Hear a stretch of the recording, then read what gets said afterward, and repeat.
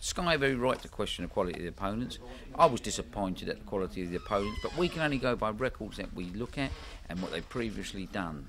He'd been with some good fighters, and if people look at previous records, Frank Bruno when he started, people only have to go back and look at Lennox Lewis and the first 5 fights I gave Lennox Lewis. But then look where Lennox Lewis ended up.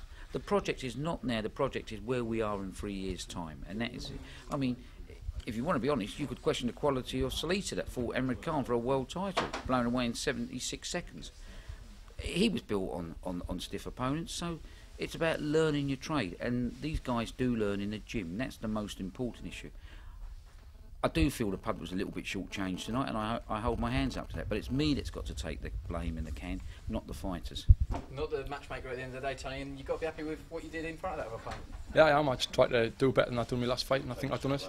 And like Frank says, the likes of Ricky Hatton, David A, Carl Fudge, Amir Khan, John Merry, every British champion out there, if you go on BoxRec and you look at their records, who them were fighting, the 4th, 5th, 6th, 7th fight, it was the same kind of opposition as that. The only difference is my fights are all live on Sky, so that's why I think they're having a bit of a go. But with them, you've never seen them, you just see the finished article, and like with me, like I say, it's I'm still learning.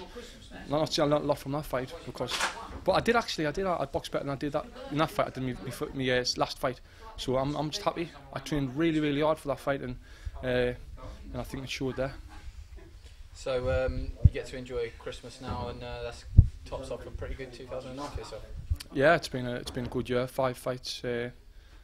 5 fights and 4 stoppages now, so I'm happy, you know. I couldn't really ask for a better year, but the most important thing is I've learnt a lot in my fights, especially my one before that one, my 4th fight when I went the distance, and hopefully I can continue in the next year.